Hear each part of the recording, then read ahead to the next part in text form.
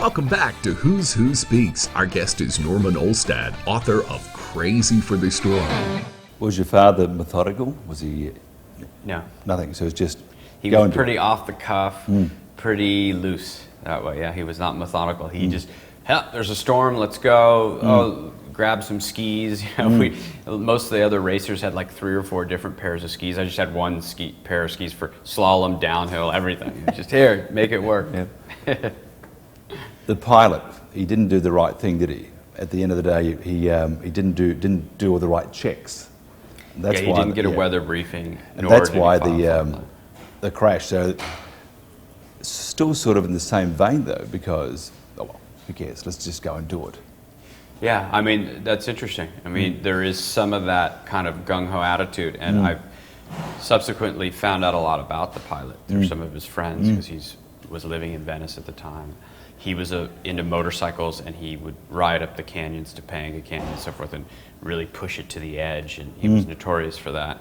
He was kind of a thrill seeker, push it to the edge type guy, and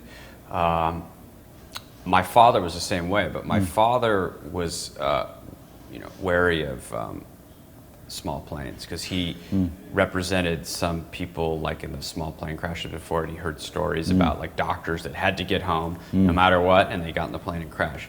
And yes, the other strange thing is you got this kind of gung-ho, off-the-cuff guy, and my father and the pilot, they had similar personalities, that way how they sort of found each other.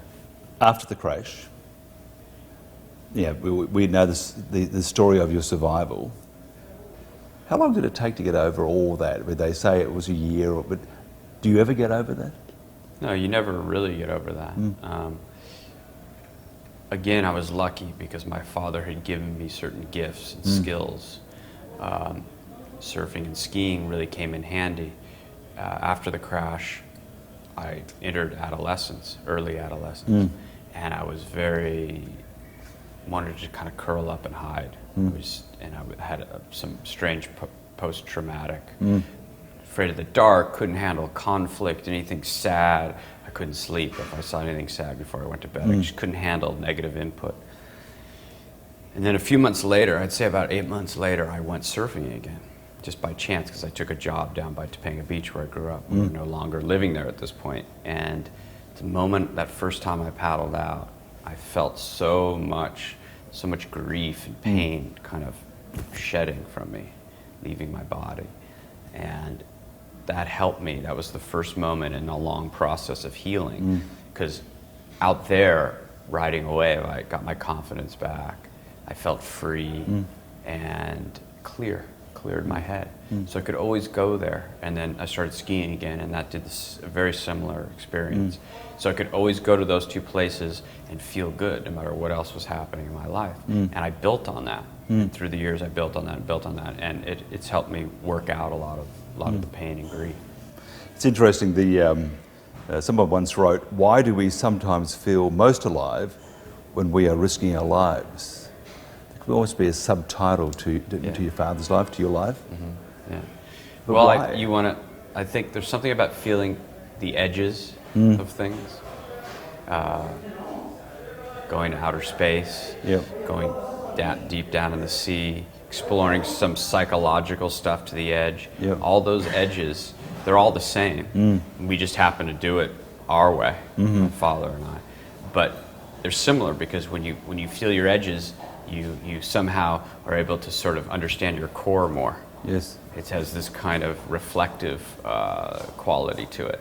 And so I think that's part of it. It really taps some primal stuff when you're on the edge of something, when your adrenaline's pumping, when you're afraid, but you're conquering and you're testing yourself. It's it. Why so long with the book? Well, I had to be a father myself before I could write the story. Otherwise, it would be a one-sided story. It would just be my point of view as an 11-year-old, or 8, 9, 10, 11. And that would not be a full story. Now, I didn't think about that consciously, but when I had my son, he turned 4, I started doing the same things with him that my father did with me. And pretty soon, I started to understand my father's urges and impulses and that passion, wanting to share that passion with your son. And that's when the wheel started turning, and I thought, there's the way my father lived and his spirit and his sort of zest for life is something I want to explore and write about. And I realized it was our relationship together that was sort of the core of that. And so I started writing the book. If you weren't in the accident, do you think, how would you have turned out? The sliding door thing. Yeah.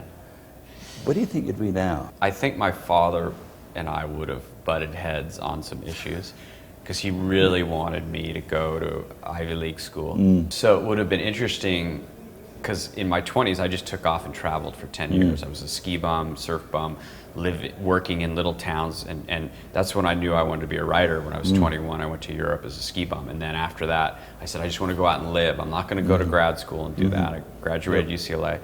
And I'm going to do it the other way. I'm going to just go live and make notes and write little stories about everything I experienced. And I don't think he would have gone for that. Although he wanted to do that too, I'm not sure.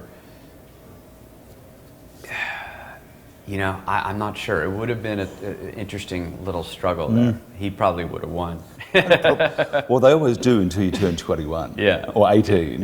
Yeah. The title, Crazy for the Storm. Why that title? Well, without a storm, there's no powder snow. There's no waves to ride. If you're into fishing, there's no rivers. If you're into sailing, there's no oceans. It's over. You have to have a storm. So the storm, we were crazy for the storm, both passionately crazy, and it was a little bit crazy sometimes. So it's this kind of double entendre there.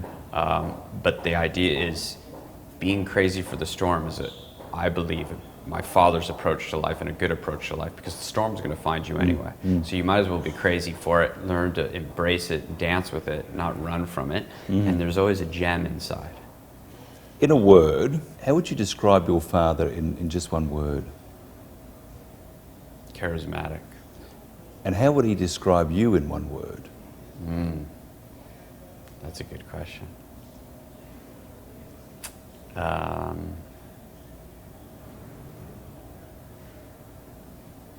Kind of straightforward, maybe. That's 2 words. Yeah. Well, not if there's a hyphenation. Okay, we'll cheat.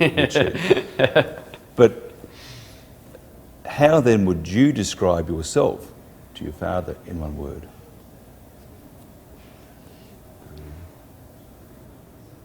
Engaged. Norman, thank you very much. From behind the Iron Curtain and a member of the world-famous acrobatic troupe to running an elite hotel, Paul Hortobargi always aimed high. He's next on Who's Who Speaks.